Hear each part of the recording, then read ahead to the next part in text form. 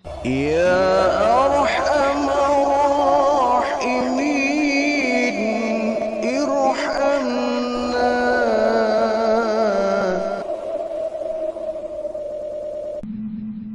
Ternyata surga itu bukan hanya dihuni oleh golongan manusia. Bangsa jin juga kalau mereka beriman kepada Allah, dia berkesempatan untuk masuk ke dalam surga. Manusia juga kalau dia beriman bertakwa kepada Allah, dia berkesempatan untuk masuk ke dalam surga. Dan ternyata bukan hanya jin dan manusia yang berkesempatan masuk ke dalam surga. Dalam kitab Dharatun Nasihin itu dijelaskan ada hewan pun, hewan juga berkesempatan bisa masuk ke dalam surganya Allah. Ada 10 hewan yang dinyatakan akan masuk ke dalam surga. Jadi kalau manusia tidak bisa masuk ke dalam surga, yaitu namanya keterlaluan. Hewan saja mereka bisa kok masuk ke dalam surganya Allah. Apalagi kita manusia yang memiliki akal dan pikiran. Ada 10 hewan dalam kitab Dharatun Nasihin ini, ada 10 hewan yang dinyatakan mereka masuk ke dalam surga. Yang pertama yaitu lembu milik Nabi Ibrahim alaihissalam. Jadi ketika beliau Nabi Ibrahim ini ada seorang tamu, ya, ada 3 orang tamu menemui beliau di rumah. Karena Nabi Ibrahim itu paling suka ya dengan tamu-tamunya ini selalu pasti dijamu dengan sebaik-baiknya. Nah, beliau memiliki anak ekor lembu ya yang masih anak, tetapi karena beliau ingin memuliakan seorang tamunya, maka anak lembu itu kemudian disembelih oleh Nabi Ibrahim.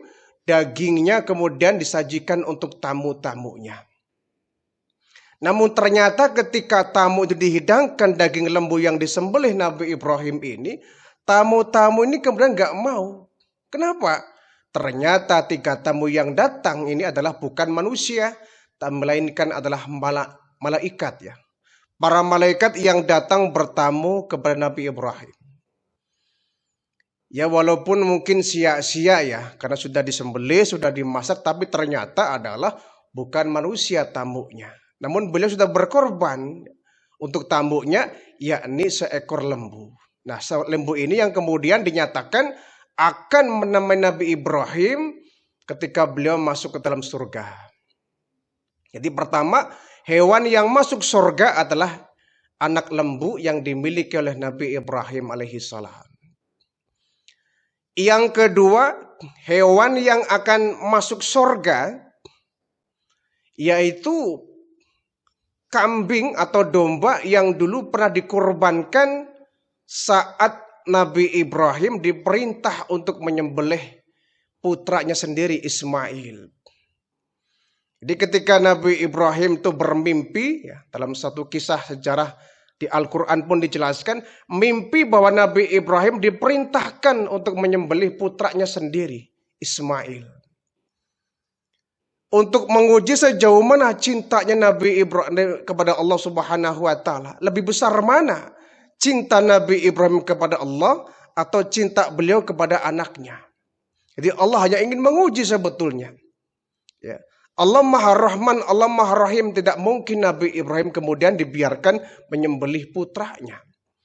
Jadi hanya untuk menguji keimanan seorang Nabi Ibrahim.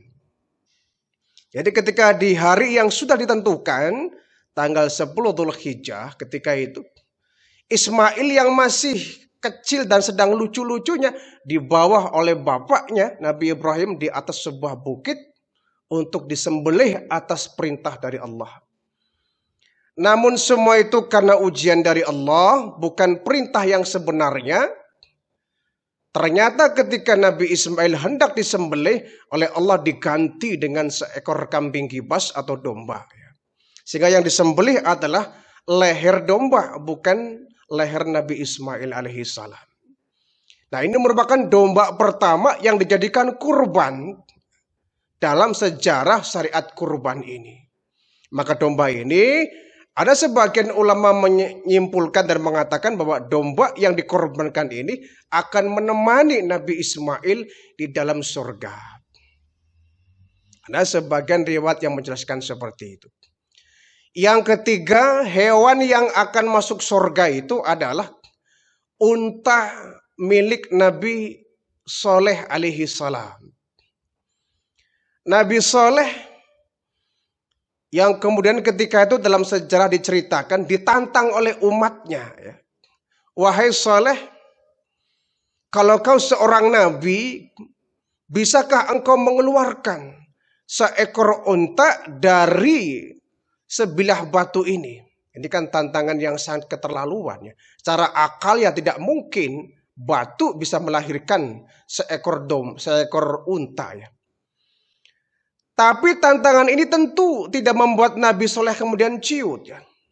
Insya Allah kata Nabi Soleh. Meminta pertolongan Allah, Nabi Soleh minta bahwa apa yang digugat oleh orang-orang kafir supaya dipenuhi. Maka satu saat ketika Nabi Soleh mengumpulkan seluruh orang-orang kafir, disaksikan oleh orang banyak, dengan izin Allah, dengan tongkatnya, Nabi Soleh memukul sebilah batu besar, batu terbelah. Ketika batu terbelah muncullah seekor unta. Unta raksasa ya. Nah unta ini yang kemudian ada sebagian ulama menjelaskan bahwa unta ini akan ikut masuk surga bersama Nabi Soleh alaihi salam. Yang keempat, hewan yang akan masuk surga ini adalah ikan nun ya. Ikan nun yang dulu pernah menelan jasad Nabi Yunus alaihi salam. Disinyalir akan ikut masuk ke dalam surga bersama Nabi Yunus.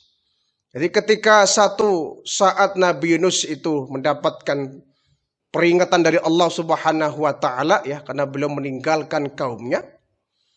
Nabi Yunus naik di dalam sebuah bahtera ya, perahu besar.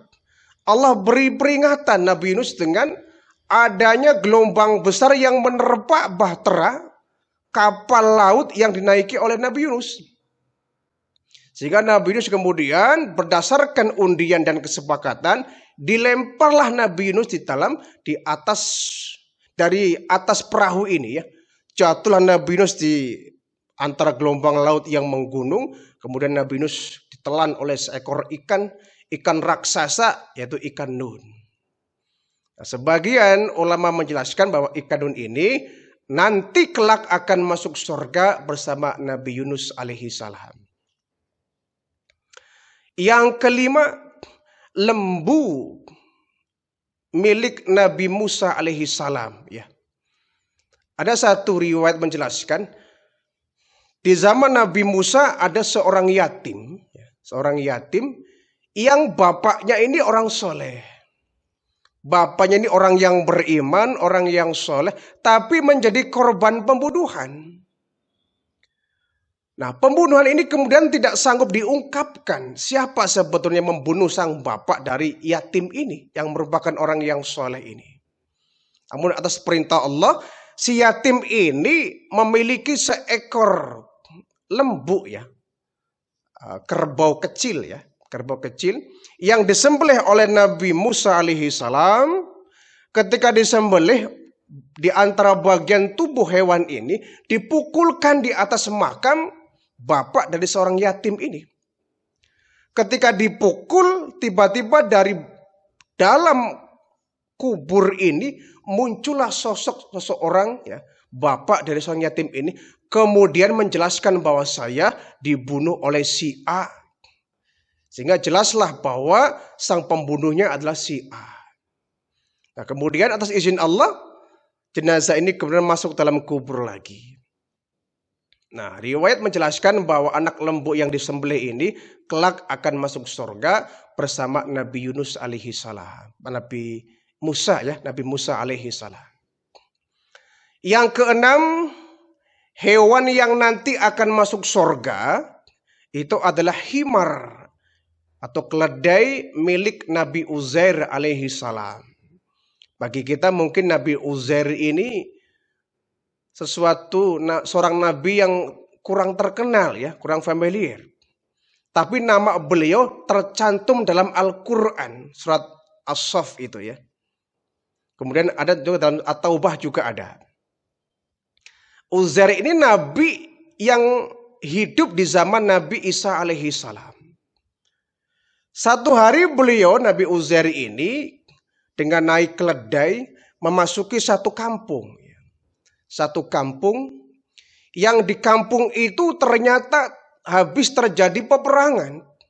Sehingga banyak terdapat mayat yang bergelimpangan yang hampir sudah membusuk.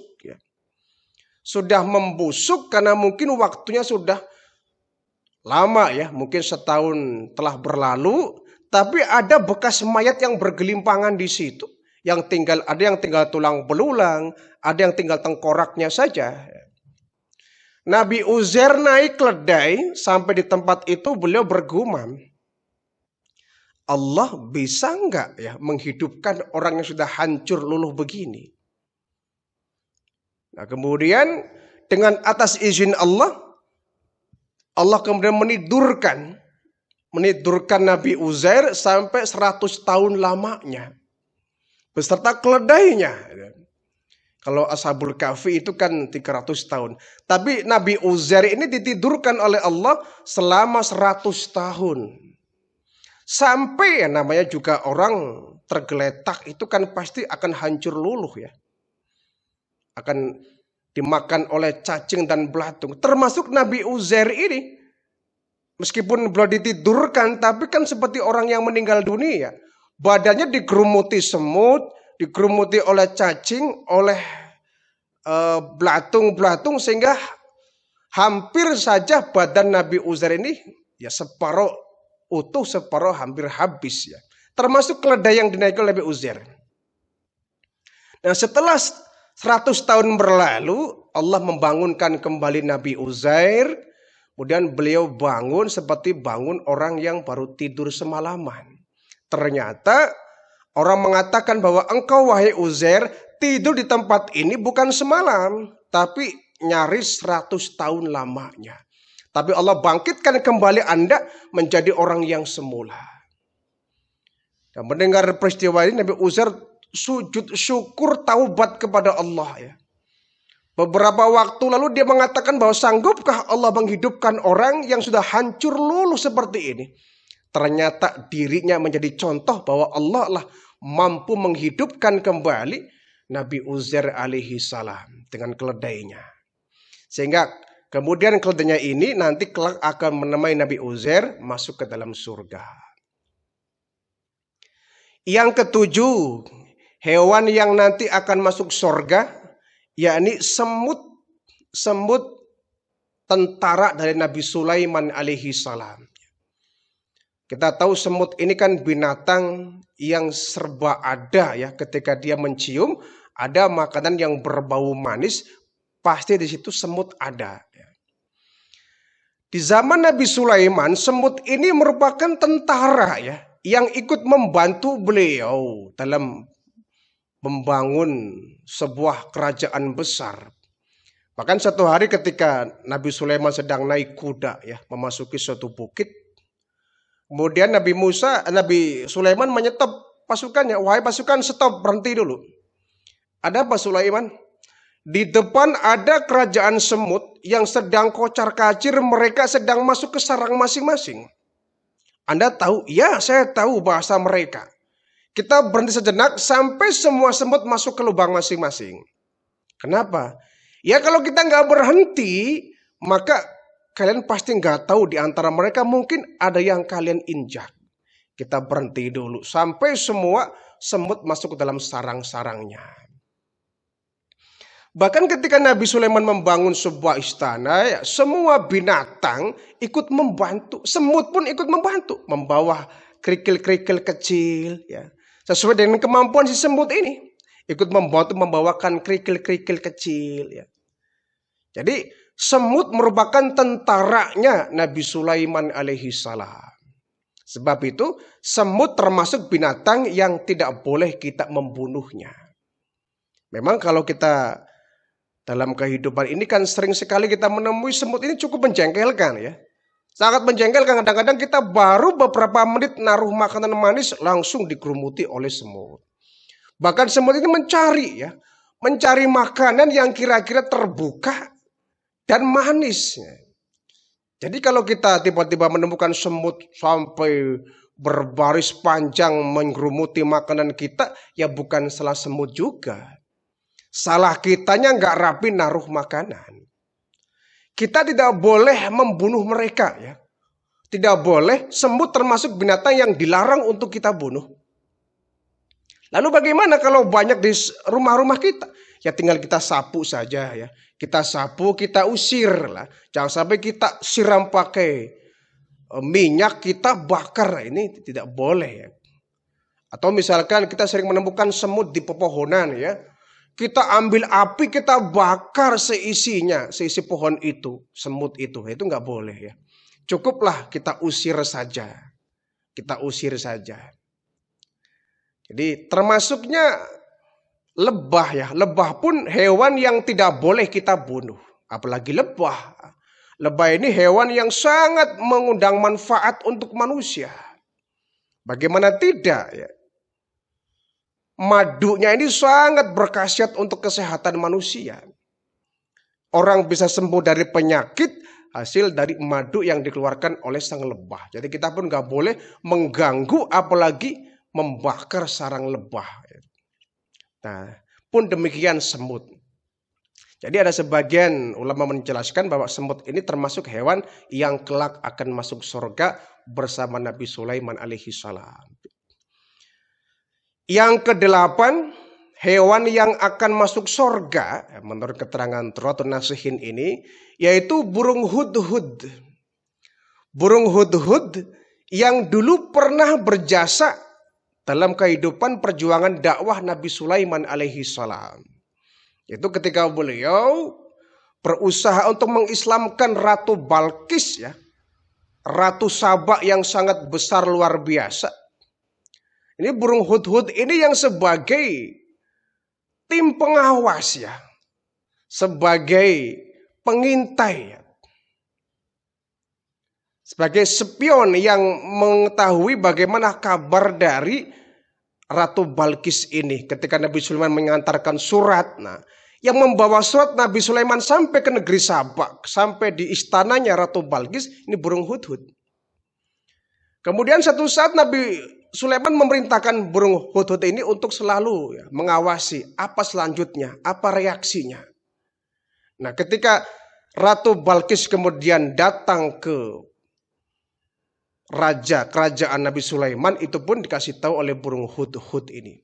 Di negara kita kayaknya burung hudhud tidak ada, ya.